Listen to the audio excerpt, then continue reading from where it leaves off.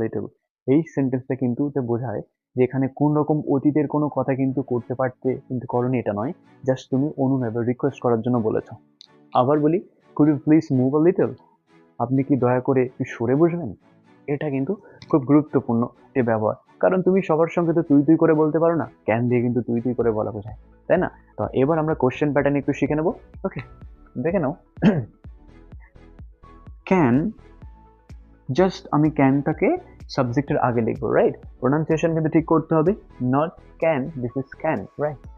তো can I read Nobel, অর্থাৎ এটার দ্বারা বোঝানো হয় যে তুমি কি সামর্থ্যবান নাকি সামর্থ্যবান নও, এটাতে কিন্তু তুমি কোশ্চেন করছো। আনসার কি করবে তোমরা সবসময়?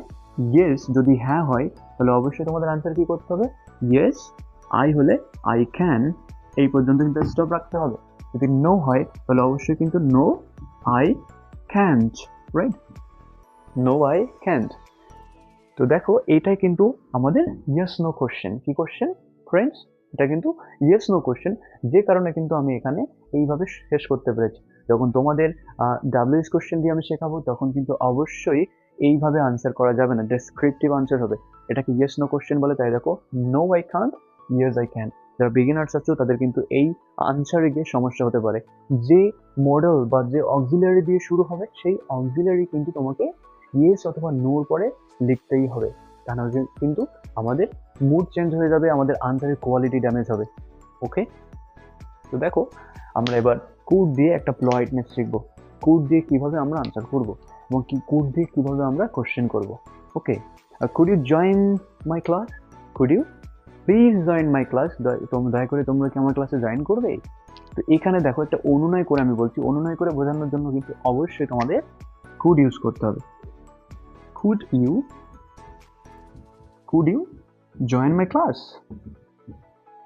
Could you join my class or classes, right? Could you join my classes? যদি আরো বিনয় করে বলা হয় তাহলে অবশ্যই প্লিজ শব্দটি এখানে লাগিয়ে দিতে হবে। ঠিক আছে? could you please join my class or classes, right?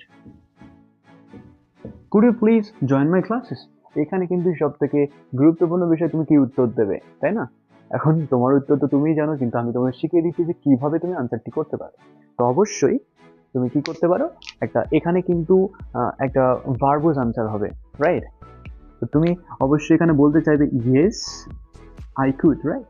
এটা নর্মাল আনসার। যদি তুমি নো বলো তো অবশ্যই বলবে কি নো